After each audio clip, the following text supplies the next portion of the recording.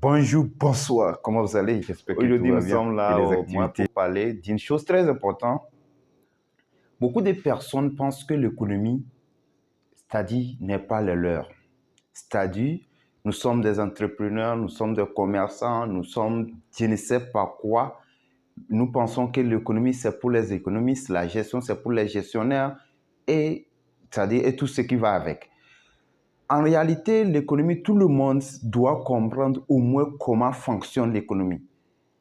Je ne suis pas en train de dire d'aller fréquenter les écoles de l'économie et consorts. Nous tous, on ne peut pas faire tout, voyez? Mais on peut comprendre l'essentiel de ce qui se passe dans notre économie, dans notre pays spécialement, pour pouvoir, c'est-à-dire prendre des décisions, c'est-à-dire en considération, vous voyez?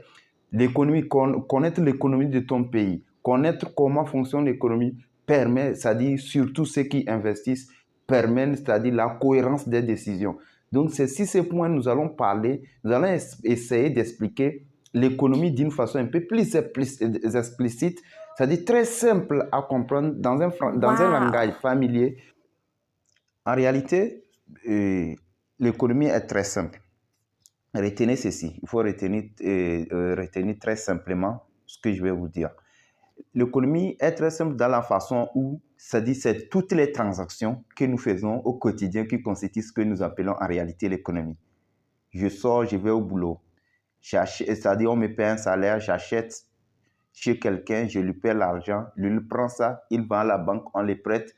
Donc, c'est quelque chose comme ça. L'État, lui, est là, il perçoit les impôts, il utilise l'impôt là pour subvenir aux besoins de sa population.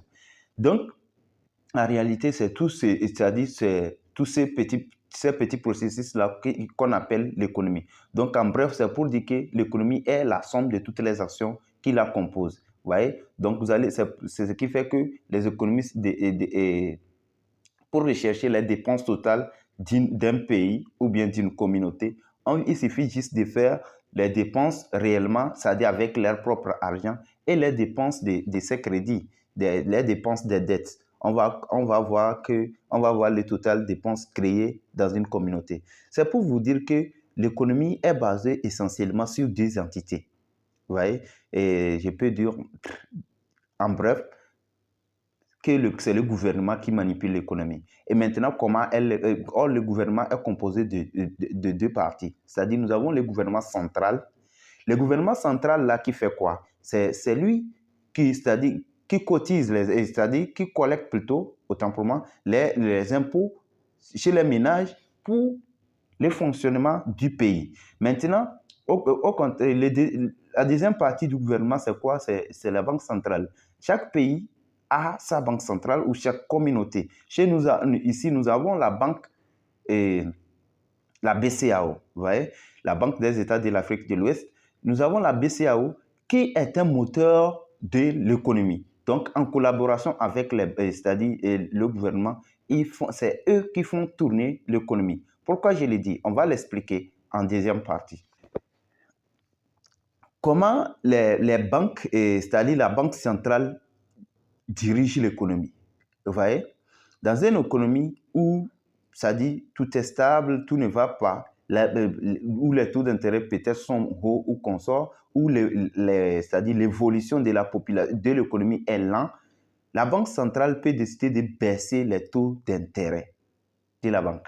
Donc, lorsque la banque baisse ses taux d'intérêt, automatiquement, il y a les entreprises, il y a l'État et surtout aussi les ménages qui vont pour prêter de l'argent. Lorsqu'ils prêtent de l'argent prêté chez les banques vont servir surtout aux ménages pour la consommation. Au même moment que, c'est-à-dire les prêts sont favorables, la consommation augmente.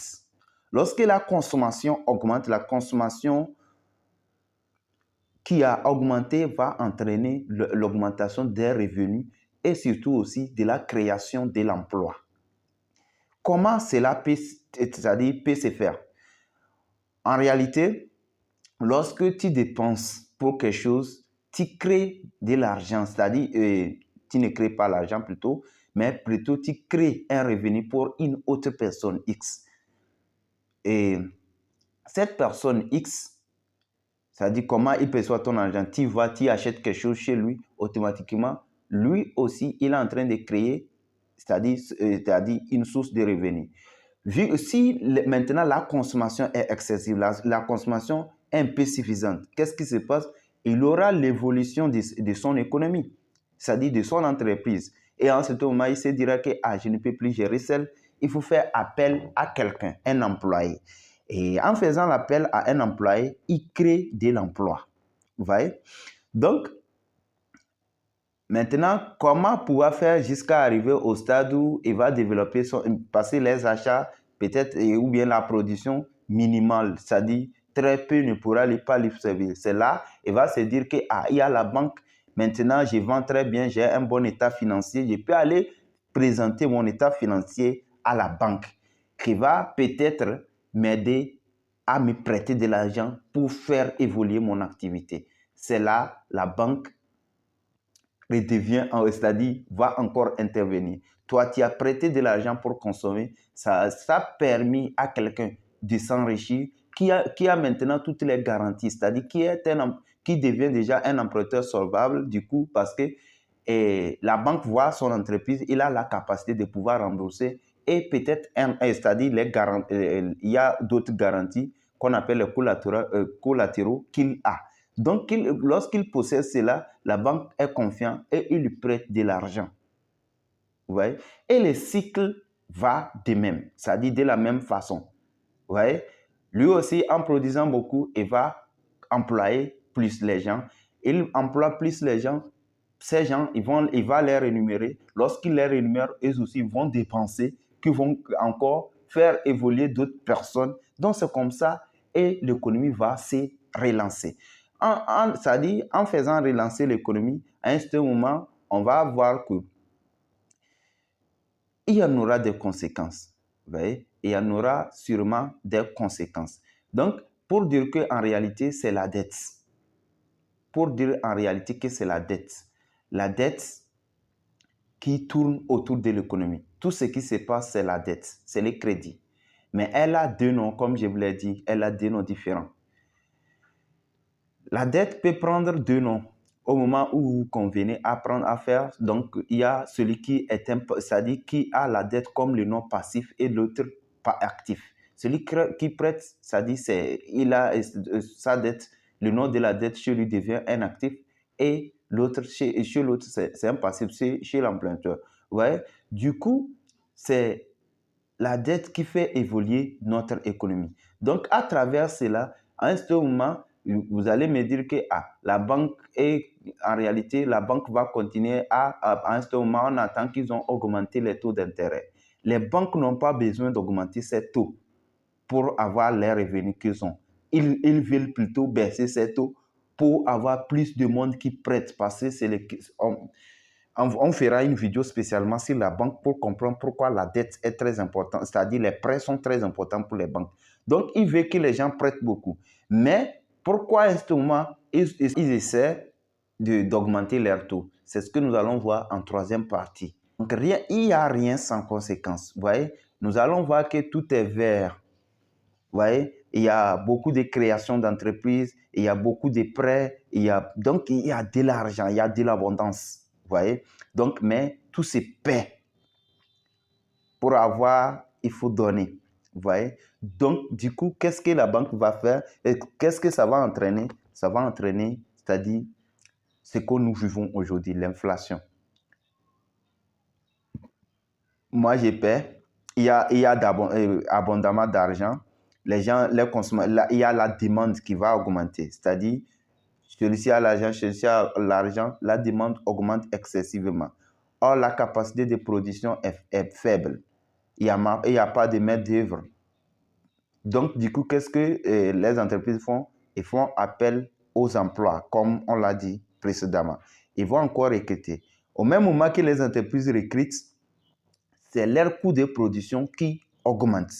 Vu que les coûts de production augmentent, les entreprises sont dans la nécessité, dans l'obligation surtout, d'augmenter leur prix de fabrication ou d'augmenter et de diminuer la qualité du produit. Vous voyez? Donc, ils ont deux choix là-bas. Et beaucoup l'alternative la plus avantageuse parfois et la plus, c'est-à-dire normale, logique pour que les produits aient toujours sa forme initiale, c'est-à-dire sa qualité initiale, il faut augmenter les prix. Et l'augmentation de ces prix va essayer de faire quoi? De perdre notre pouvoir d'achat. Et c'est ce qui fait que à un certain moment, la banque va se dire que si on continue comme ça, l'économie, là où l'économie tend, ça devient autre chose. En ces temps, les banques centrales vont encore décider d'augmenter les taux. En augmentant les taux, les prêts deviennent chers. Les remboursements deviennent difficiles. Et maintenant, en ces temps, beaucoup de personnes vont être prudentes par rapport aux dettes. Donc, il y aura diminution des dettes. Qui dit diminution des dettes, comme on l'a dit diminution de la consommation. Qui dit diminution de la consommation, dit diminution de la création des revenus, comme on l'avait dit. C'est ce qui fait, d'habitude, c'est ce qu'on appelle une récession. Je ne maîtrise pas trop cet aspect. Donc, il y aura du recul en quelque sorte. Vous voyez, ça ne serait plus comme avant où on dépensait ce qu'on veut et qu'on sort. Il y aura la prudence qui va s'installer. Lorsque la prudence s'installe, il y aura beaucoup de choses autour que nous allons parler dans les autres vidéos. Maintenant, je ne vais pas oublier ce que je vous ai dit comme étant un bonus. Je ne l'ai pas oublié et c'est quelque chose de très fondamental que nous devrons faire appel. C'est très important parce que lorsque tu regardes toute l'économie repose sur la dette. Et maintenant, on dit que la dette contribue à l'évolution, c'est-à-dire à la création de revenus. Quel que soit moi, si je vais aller pour prêter à la banque pour manger, c'est-à-dire pour consommer, c'est-à-dire m'acheter des choses, je vais enrichir quelqu'un. Donc, je vais ajouter, quel que soit dans une position ou autre, je vais participer à l'amélioration de l'économie. De la même manière, si je prête l'argent à la banque pour faire quelque chose qui m'apporte de l'argent, je vais toujours participer à l'évolution et surtout aussi à la création des revenus. Maintenant, parce qu'en faisant ça, moi aussi, je vais créer des emplois en les payant et ils aussi vont dépenser ailleurs. Et ça fait. Maintenant, c'est à vous de voir quel type de personne vous voulez être. Être cette personne qui emprunte en même temps pour venir gaspiller, ou soit cette personne qui va aller prêter pour venir créer de la richesse avec. On dit, Robert Kiyosaki a l'habitude de dire, et dans son livre Les cadrans du cash flow, que il faut se dédommager lorsqu'on prend un prêt. Il faut se dédommager. Dédommager, ça veut dire quoi? Il faut toujours avoir, c'est-à-dire l'état d'esprit qu'en prenant un prêt, je suis en train de créer l'argent à quelqu'un et surtout à la banque. Vous voyez? Et surtout à la banque. Maintenant, en contrepartie, qu'est-ce que moi-même j'aurai? Donc, quelqu'un va me dire que si je prends ça pour acheter la voiture, que c'est la voiture que j'aurai. Mais en réalité, si c'est un passif, cette voiture va créer au moins une dépense de 50 000 ou bien 30 000 par mois pour vous ajouter à vos dépenses initiales alors que votre revenu n'a pas évolué. Même si vous payez la dette là qui finit, vos dépenses sont quand même augmentées. Et ça dit ce qui veut dire que ça affaiblit votre pouvoir d'achat. Ça affaiblit votre compte en banque. Vous voyez? Donc, c'est ce qui fait qu'il faut qu'on pense prêter de l'argent pour créer de la richesse avec et non prêter de l'argent pour faire, c'est-à-dire, pour faire fructifier, c'est-à-dire nos dépenses. Vous voyez? Essayez de voir vos convictions personnelles. Est-ce nécessaire d'aller prêter cet argent? Si oui, je vais et je crée de la richesse avec. Et maintenant, la richesse créée va augmenter mes dépenses après. Vous voyez, c'est ce que j'ai essayé de parler, c'est-à-dire dans une vidéo, dans une de mes vidéos où je parlais du principe de la poule et de ses œufs. Vous voyez? Donc, en réalité, c'était quelque chose qui est très simple que je voulais vous dire comme bonus. Si vous avez apprécié la vidéo, faites-le savoir et proposez-nous des thèmes. Maintenant, nous sommes en crise. C'est pourquoi on fait de notre mieux pour vous expliquer le mieux ce qui se passe. C'est-à-dire, il faut comprendre d'abord comment le système fonctionne. Et lorsque vous comprenez comment le système fonctionne, vous pouvez maintenant essayer d'élaborer vous-même, c'est-à-dire vos propres stratégies, et maintenant aborder. Lorsque tu comprends quelque chose, tu arrives, les gens sont en discussion, et si tu connaissais les thèmes, c'est-à-dire tu te mets vite dedans, tu comprends, et qu'est-ce que je peux leur dire, ou quoi. Mais lorsque c'est-à-dire tu ne connaissais rien, et tu viens d'arriver, tu veux mettre ta bouche dedans, vous voyez que ça devient du salade. Vous voyez? Donc c'est la même chose que notre vie. Essayez toujours de comprendre ce que nous faisons, mettre en valeur ce que nous faisons, mettre en valeur ce que nous voulons. Et dans ce sens, vous allez voir que nous allons évoluer d'une façon exponentielle. Nous allons évoluer d'une façon exponentielle. Bon gain à tous. Comme nous le disons toujours, notre slogan, c'est réussir ensemble. Ensemble, nous allons réussir. Je veux que nous tous on réussit. La réussite, c'est-à-dire collective, est meilleure. En étant beaucoup, essayez de partager cette vidéo. Je veux qu'on soit des personnes ressources très nombreuses. Lorsqu'on est nombreux, on peut faire beaucoup de choses.